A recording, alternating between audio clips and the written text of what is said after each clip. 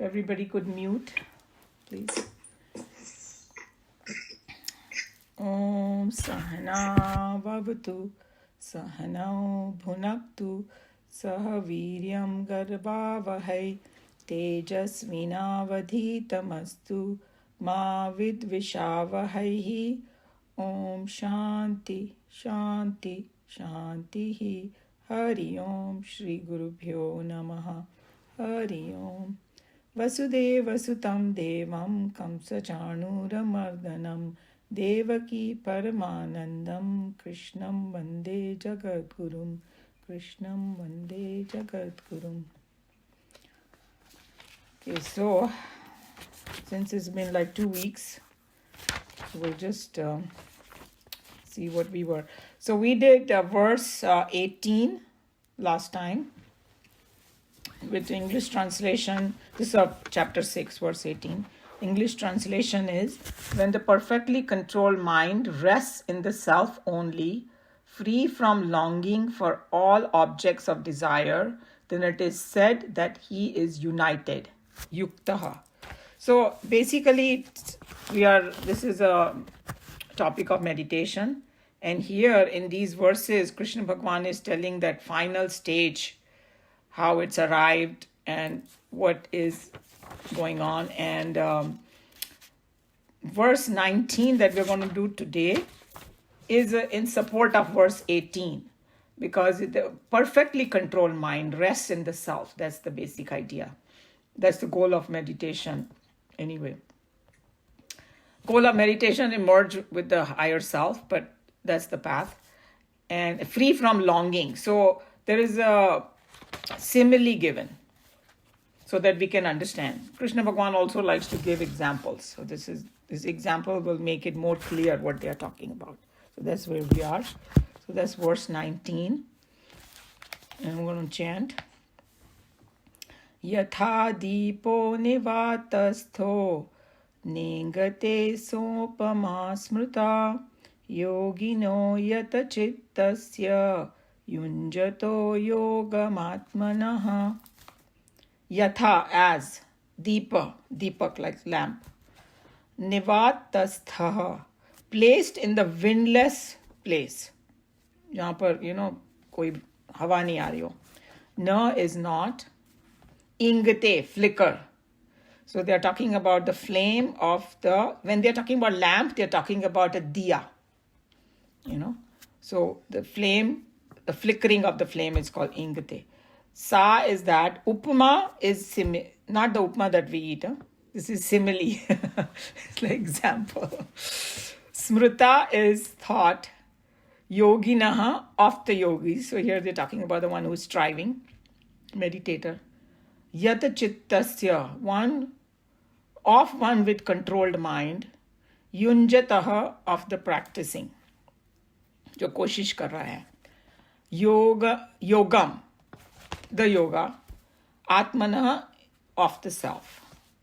So what are they saying over here? They're talking about a lamp placed in a here, 1 second, let me mute here. Lamp that is placed in a windless place, meaning jahan par koi hawa nahi aa rahi ho, that's kind of place that a lamp is placed. Obviously, there is air has to be there for it to burn. So that we are not talking about that. But no draft is coming. Jaise koi khidki khol diya, usme se hawa aa rahi ho, something like that you have to imagine. Okay. So if a lamp is placed in that kind of environment where no air draft is coming from outside, then what will be the condition of the flame? It will be very still and steady. Okay. So, and the beauty is that it's not like the flame is there. The lamp is lit. It's not extinguished or anything, but the flame is talking about the flame. So this kind of flame is compared to our mind in that state where it is connected with the self and it has no other desire floating around in the mind and coming in. That's what it's talking about. So here the mind is very much there. It's not like a no mind situation. The mind is there, but it's not distracted by things. So it's not disappeared yet, because when it merges into, then you can say no mind. But this is one stage before that they are talking about. So in this, samadhi state, savikalp samadhi they call it. So, and then how does it become still? Because it is in its own state, in the self. That's why. And then we will see a little bit more how, Nikhilananji explained that state. He did it very nicely. He also gave a analogy that everybody knows, Nikhilananji did, which we never thought about it that way.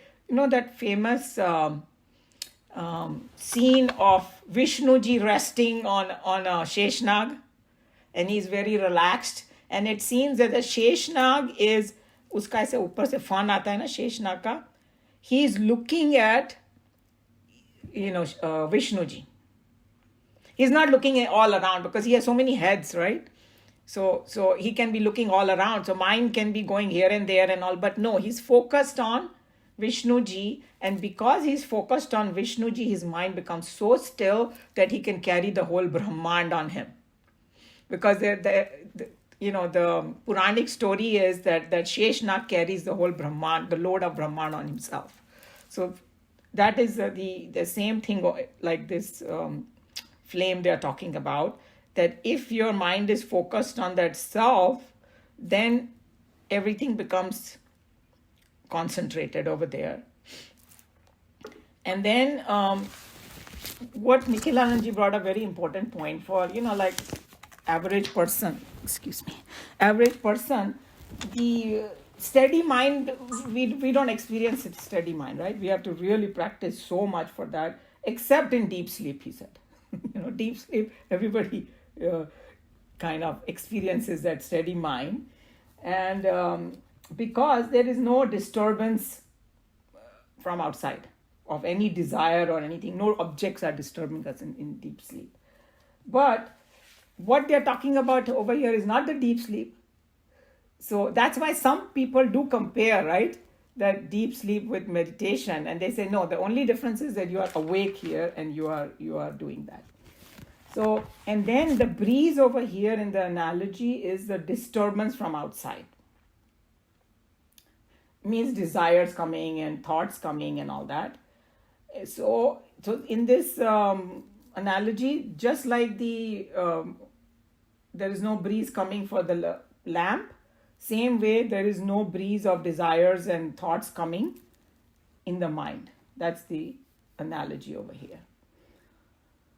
So, and then it says that the second line, it says, Yogino yata chittasya yunjato yoga atmanaha. This yogis whose mind has become, by practicing of this meditation, has become quiet. So, telling you a path also again, because there's a lot of repetition over here so that it kind of sinks into us properly. And now he's explaining that why the mind becomes still, because it is at ease in itself. It has reached its destination, because mind ka kya, if you think about mind, it's constantly searching for something, so happiness. Actually, when mind is searching for objects and all, the motive behind that is, I want to be happy, I want to be, happier than before, or what, something like that. So, and then what are we looking for in this world? We are looking for security, perfection, all those kind of things, to make us happy.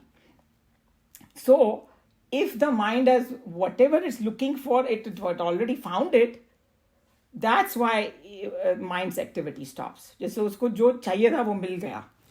So when it rests in the self, that's what is happening. I thought that was a very important point he brought. So he just gave a worldly example also, because in the world we always say that when our desire does get fulfilled, very, very temporarily we feel very happy. And we have discussed where is that happiness coming from. It's coming from because the agitation is gone from my mind. So he was saying that suppose if I want an object, I want this particular book, say. So my mind will be constantly, restless. How do I get it? And this and that, desiring, restless and all that. Once that book that I really desire comes in my hand, temporarily I'll feel very happy, So all the agitation will disappear. So the same way, And yeah, one more point he mentioned, that once you get that book in your hand, that desire will be gone, right? Because now I have it. So it cannot exist together. Me wanting the book and the desire won't exist. Once I have it, desire is gone. So that particular moment, I feel fulfilled and happy. And here, what I am feeling in the meditation is not because of objects. Because you have gone to that final resting place where there is a complete rest, and that's why it is the stillness of mind is and silencing of the mind happens. So there's a science behind that he was talking about. And then, so basically, to summarize, that the silencing of the mind is attained by this yogi by shifting his attention to the self. If you want real silencing, because objects are going to give you very temporary thing, and then you have no dependency on any objects. That's the main thing. So that's why this comparison is given. So it's a kind of a simple verse of comparison. And then Swamiji, in his commentary, Chinmayananji has opened up another that how the flame, more about the flame and the mind and all that. When we read, we will come across it. But is there any question or comment on this? Just one question. I know we're talking about the mind, and it would be single pointedness or the blankness, because single pointedness also would lead you to the self. True. But so this is complete silence. So what are we talking about here? So that's why I think one of the things that when we are going through this Bhagavad Gita, you will realize the difference between some of the other techniques of meditation that are out there. There are so many different types, right? And Bhagavad Gita is, they always talk about, focusing on the self. Yes. And then self is different from the objects. Because when you are object, so you cannot reach that state, what they are talking about, if you focus on just object only. Not the object. I mean, if you continuously, like the flame is going, though it's steady. But that means there is a thought of the self. Yes, true. And therefore, it continues thought. If you have a continuous thought, ultimately it ends into silence. But at this point, are we just saying that continuous thought of that one alone, the self? Yes, that's what, because the flame is still on. So that is absolutely right. Yes. But if you have a continuous thought of the self, that is what going to lead you to that merging. That is the difference that I found in Bhagavad Gita versus some of the other methods. Because if you are just focusing on the breath, for example, then that final stage, I don't know how it'll happen, but here they have given the reason, because self is infinite. Self is bliss. Yes. So, it's like you are like a river is merging into the ocean kind of thing.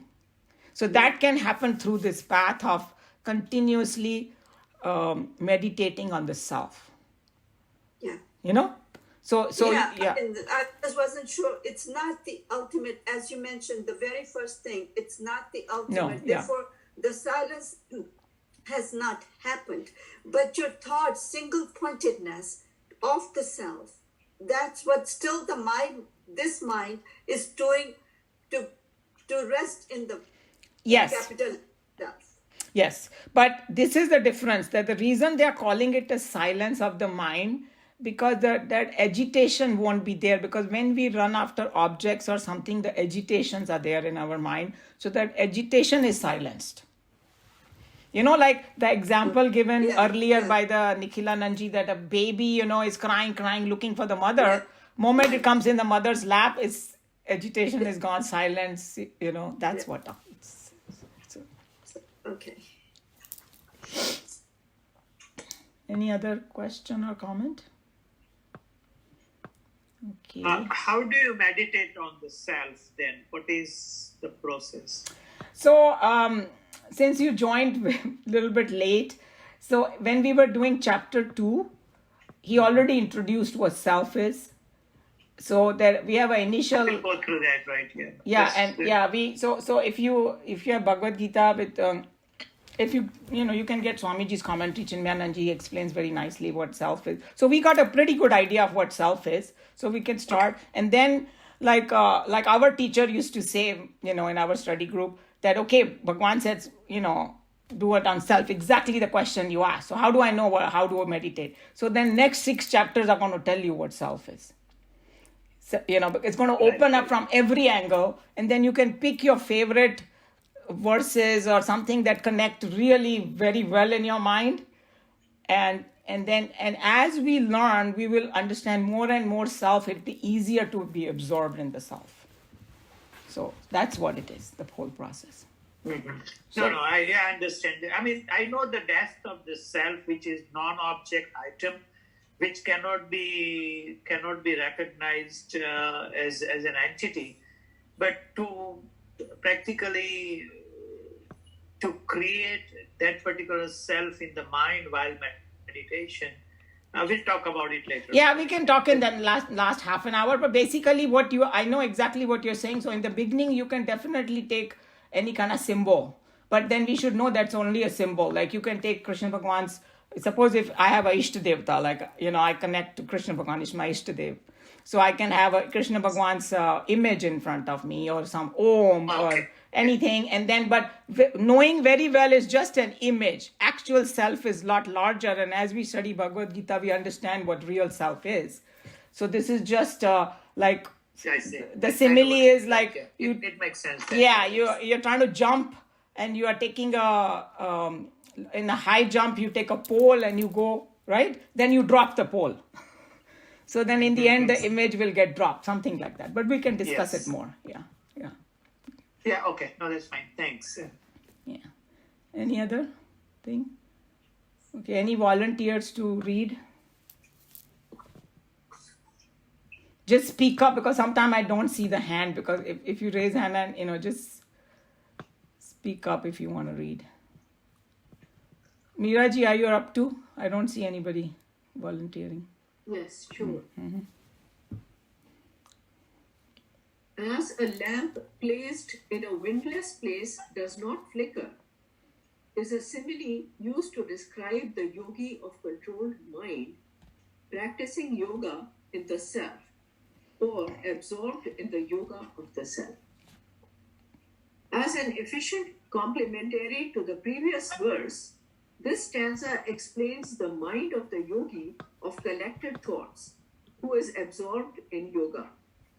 This explanation is given through the help of a famous simile, as a lamp in a spot sheltered from the wind does not flicker.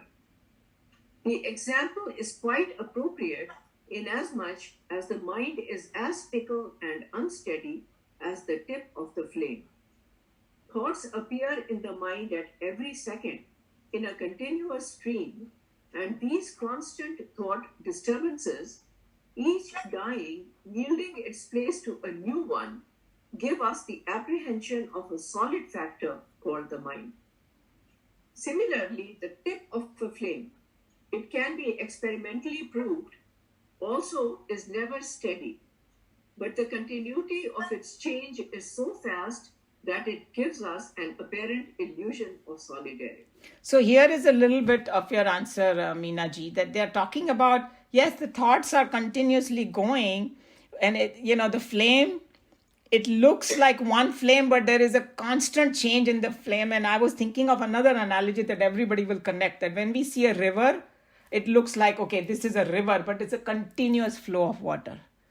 So same way in the mind, one thought after the other comes in such a way, it gives the appearance as though mind is some solid entity, but it's not. It's a continuous flow, and it's also very fickle. So here, all they have done is they have taken the entire attention from outside world and just focused on the self. So that's why it is steady, but it's still continuous thought. When this flame is well protected from the fickle breeze, then it becomes steady in its upward flight. In the same fashion, the flame of the mind, flickering at the whims and fancies for the passing sensuous desires, when arrested in a meditator, becomes steadily brilliant, although the mind is made to contemplate upon the self by a constant flow of Brahmakra. It's called Brahmakar Vritti. Brahmakar Vritti means thoughts, and Brahma ka akar le liya ho jisne. That's what it is. Brahmakar. Instead of the world की बात सोचने के बजाय मैंने ब्रह्मन के बारे में सोचना शुरू कर दिया. That's what it means. Brahmakar Vritti. In short, repeated and constant thought of Brahman, vast and infinite, eternal and blissful, the substratum for the entire universe, is the concentration in the self. Yoga Matmanna. Okay, Yoga Atmanaha. ये जो verse में से लिया है ये. If you look at the verse 19 that says Yoga Atmanaha, that's what it means. So he's telling you the description of what Yoga Atmanaha is the concentration on the self. And then Mukesh ji was asking, उन्होंने already यहाँ पर definition दे दिया ब्रह्मन का थोड़ा बहुत, right? Vast and infinite, eternal and blissful, substratum for the entire universe. So here you already have, an idea that what Brahman is. So, and there is one over here. Is it in yours there or not? Swamiji's has another line over here. Miraji. It is a connecting line for the next one, but I can read that. Okay. Having thus, through meditation, become single-pointed, what would be the stages of progress accomplished? This is described in the following 4 stanzas. So here, Krishna Bhagavan is telling you, what we can look forward to once we progress. And some people already might be there. Everybody is in a different stages of it. But what can we expect to have? That's what it is. So it's a pretty thorough. I mean, that's why after studying this, I feel anybody who's meditating should definitely study chapter 6, because you will get such wonderful tips. And this is straight from Krishna Bhagavan coming, So a lot of our myths and strange ideas that we have, it will all get cleared up. And it will be exactly the way it is. But any question? Comment? But Meenaji, now it is clear, right? What after Swamiji explained that it is the one single pointed thought on the self. And then he said how the flame becomes upward flight. So that's how he uses upward flight. So it's the same thing like there is a tamasic, rajasic and sattvic thought. And then there is something called Shuddha Sattva. After the Sattva, one is like a general Sattva, then it reaches the Shuddha Sattva, because that is a path. And I think one of the best analogy that I've heard is, hey, I want to take a flight, I will have to go to the airport. Because some people say, no, hey, why can't I go from anywhere? No, the plane won't fly from anywhere. It needs a runway. So that Shuddha Sattva is like a runway. Yes. But the last sentence was so beautiful. In short, repeated and constant thought of Brahman. Mm-hmm. That's what the mind, when it's vast and infinite, that itself, that if you have, I was just thinking of the river, but if you have the direction just one, it's not going anywhere, just straight to the sea or the ocean. That's what it is. It's just going straight. Like the flame is going up. Yes. This is just going straight to that ocean. Right. Very good analogy. Because like the banks of the river, if they are steady, like as though, okay, just stay your thought here. Don't go here and there. Or that horse, they supposedly put these things on the horse, right? So that a horse doesn't look at the green grass on either side and start running. Yes. Stay on the road.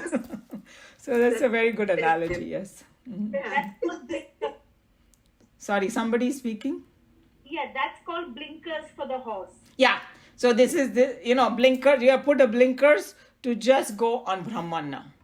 Yes. Because, and then, they have given you so many tips that, when you're sitting in meditation, you are you and God, nobody else. You're not related. You're no other job, right now. That's your job, is connecting with the higher. So, and all that. And then looking at that as a final goal, that also helps. Yes. Yeah. That nothing in the world is worth what this is worth. This is the highest thing, Yeah. So having that kind of faith in it, that, this is the highest. Thank you. Yeah. So, any other comment?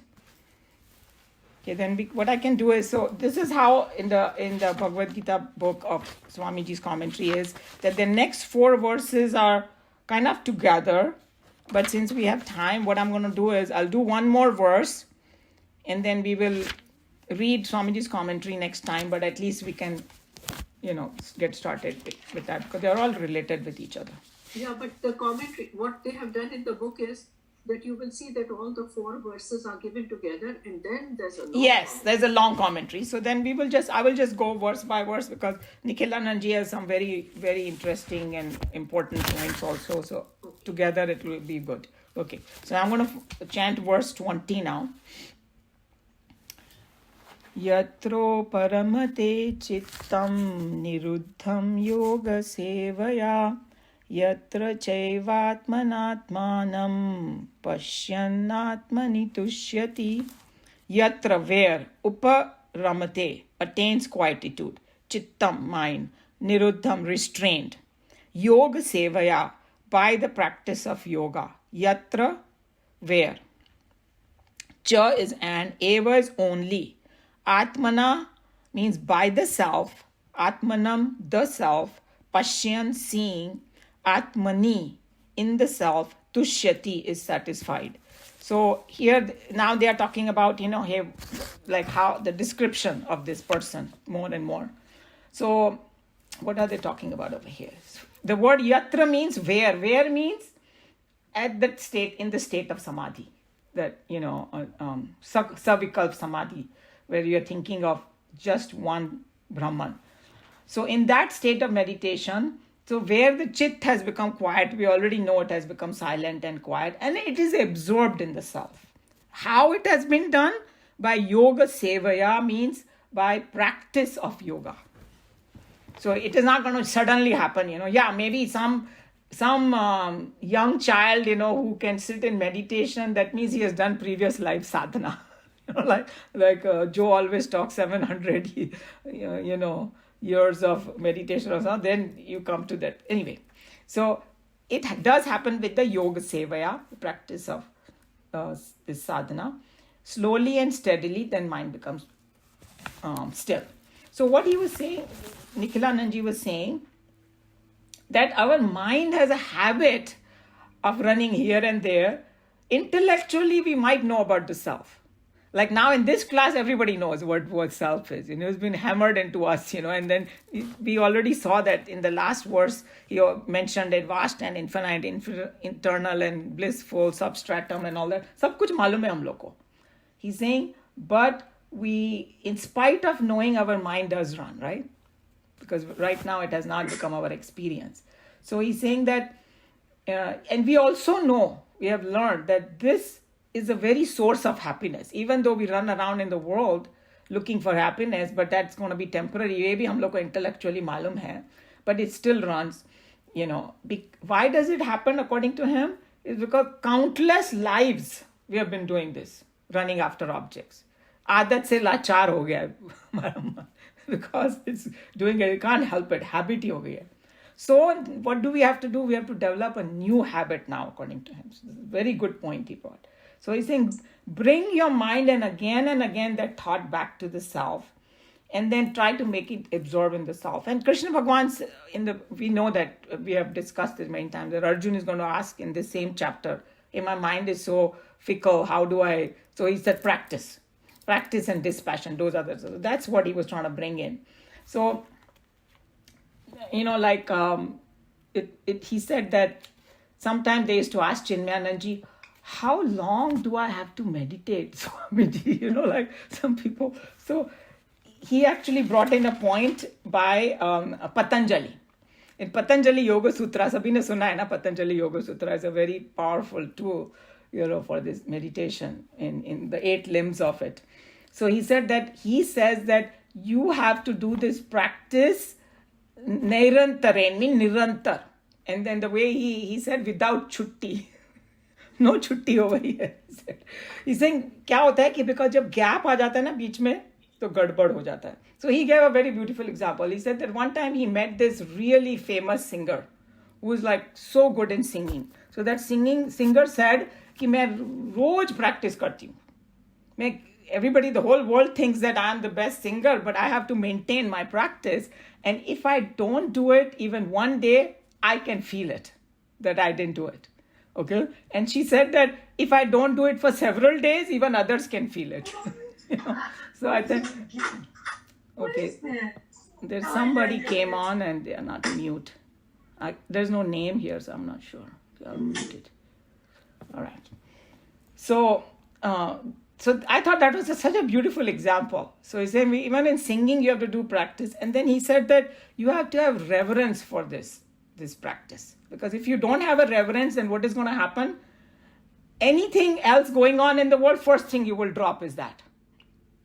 You know, that, or even maybe, studying of Geeta, same thing happens. Oh, aaj mere ko kuch aur karna hai, I won't do it, So the thing, if you have a reverence, then you will stick to it, And then if you do it like the way Patanjali is saying, Nirantar with reverence and all the way, here Krishna Bhagavan has mentioned what to do and all, then your mind will get absorbed in itself and satisfied in itself. Because, sometimes people say, oh, I've been meditating it for so long and nothing is happening, my mind is still running, but are we doing it the way they are telling us? That's the thing. Maybe we are taking a lot more breaks and all that. And then in this verse, it's also telling you in the self, by the self only. So both are the same, because in the end, we saw that how everything merges into one. So here it is mentioned very clearly, that Atmani and Atmana dono ka diya, so in the self by itself. And then he reminded us, Nikhilananji reminded that it is not, don't get absorbed in yourself, means me thinking as I'm the body or I'm the mind. Again, there will be a huge problem then, or ego, Don't become egotistic. That's not what they're talking about. They're talking about the self that we learned in chapter 2, whatever Mukeshji was asking. And then a couple of weeks ago, I had pulled out all those, names of, not names, characteristics of that Brahman from chapter 2. So far that we have learned. That is, so we have to, whoever has forgotten has to go back, some of the summary was already given by Chinmayananji in the previous verse that what Brahman is. So remember that. They're talking about that Brahman. And then, so when the mind gets totally absorbed in that Brahman, then as though Brahman is seeing itself. Like the water from the river has become one with the water of the ocean. They're looking at each other, something like that. It's hard to give an analogy, but people, saints and sages, they just try. And then when this happens, remember, like Tejomayananji had used this word, saying magic happens. Remember, he said magic. What is that magic? You feel complete joy and satisfaction. It's like जो मैं ढूंढ रही थी और जो मैं ढूंढ रहा था वो मुझे मिल गया.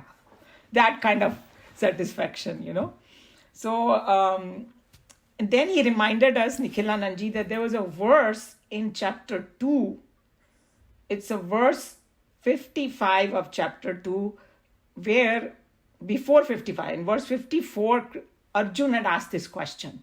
He said, you're talking about this state, because remember, in chapter 2, he introduced the whole Bhagavad Gita, right? He told all the concepts he already said. So he had mentioned that, the man of steady wisdom.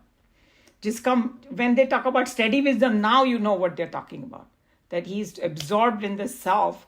So he's saying that वो person कैसे सोचता है, कैसे बैठता है, क्या करता है, और उसके जवाब में the verse is प्रजहाति यदा कामान सर्वान पार्थ मनोगतान आत्मन्येव आत्मना तुष्टः स्थित प्रज्ञस्य दोच्यते. So आत्मन्येव आत्मना तुष्ट, same thought has come in this verse.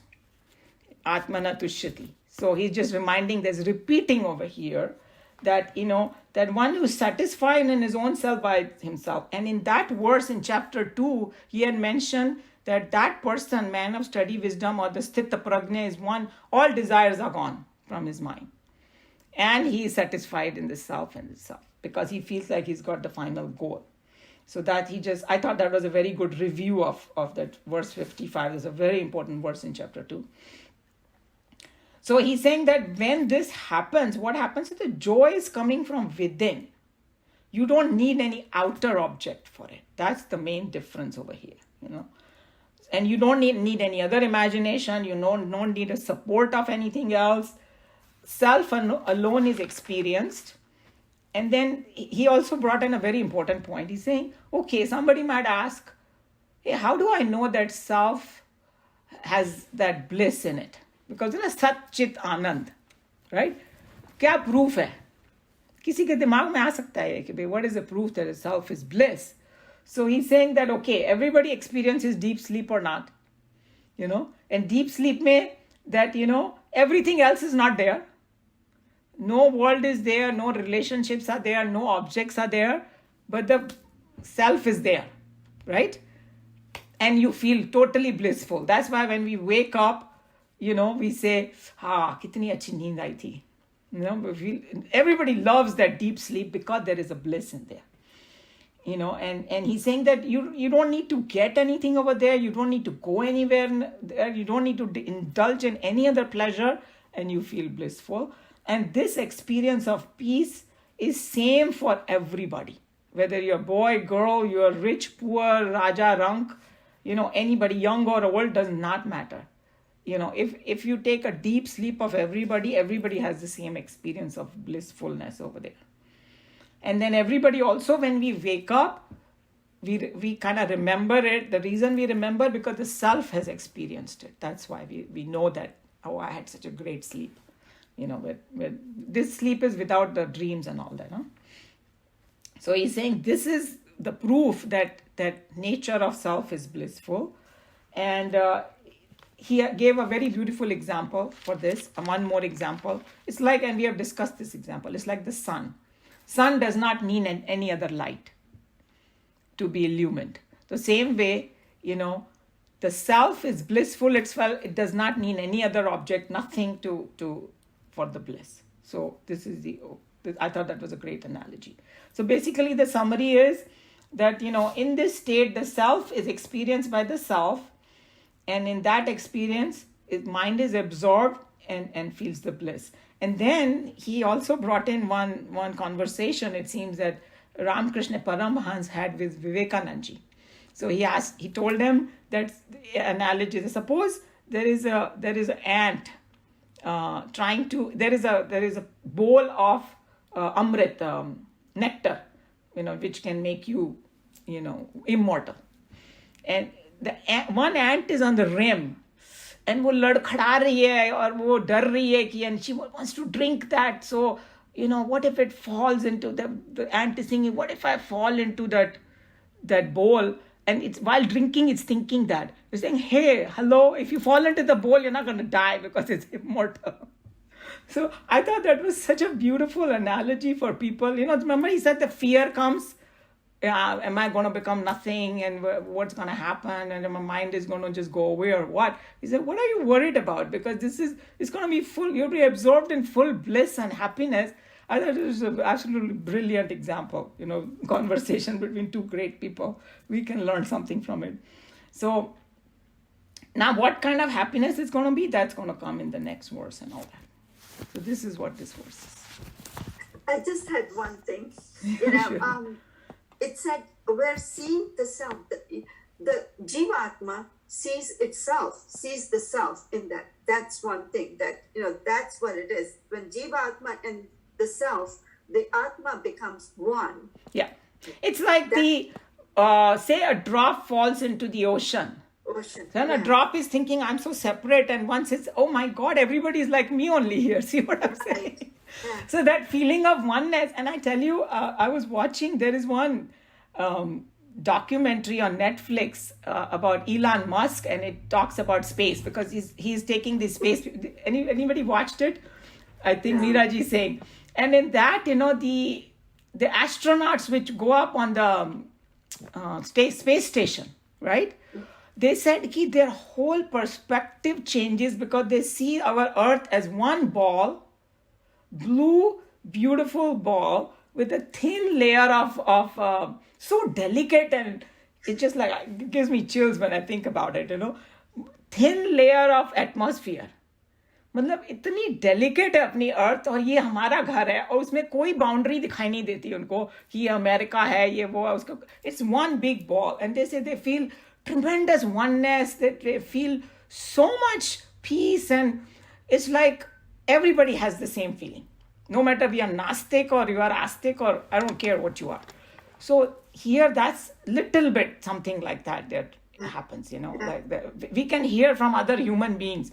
And the other one was when the people who walked on the moon, obviously they saw something even beyond, because they saw, Earth has like even a smaller ball. But even these guys get a pretty amazing picture of it. So that oneness that we are talking about, that, hey, this is all, we are just one. They don't have any difference in their head in that time. And secondly, I don't know which, I was listening to some talk, I don't know by whom. They said in the deep sleep that even the animals have the same feeling as the human beings. It's nothing different, because that's the absolute. Yeah, I've heard of the same, because it is in the deep sleep of every jiva is kind of the same, because they feel the bliss of that Atma, and the Atma is common in all of them. True, very true. Right, yes, right, yes. It's not just the human beings. Right, it's all the jivas. Yeah, it's all the beings. I've heard of the same thing. Yes. Yeah. So the movie on Netflix is Return to Space. Return to Space. Yes. Because our son, he's interested in this, so he say, "Oh, Mom, do you want to watch it?" And I always like, because it always had some nice spiritual component in it. Yes. Yeah, and it's a lot of sciences there, and achievements and everything, and it's even his story was quite very, very inspiring, because he said he thought that he had 10% chance of this thing going, succeeding. So I had a lot of respect after I watched that what he had to go through, and how he was successful, very focused in what he wanted to do. And whenever he had failures, it did not faze him. In fact, his employees said that they were scared that after a couple of rockets flew up in experiments, he thought he's going to yell at them that kya kar rahe ho? And he said, try again, and they were just like shocked that he didn't get upset, and he said, don't worry, try again. So I think Meeraji has seen, so it is a very inspiring. I think whoever has the time and want to see it, please do.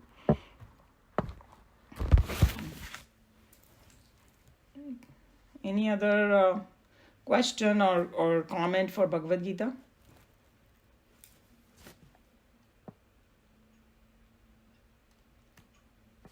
Okay, so if not, then I'm going to close Bhagavad Gita here. Sarvadharman parityajya mamekam sharanam vraja aham tva sarva papebhya moksha ishyami ma shuchaha. Harihi Om Shri Gurubhyo Namaha. Harihi Om.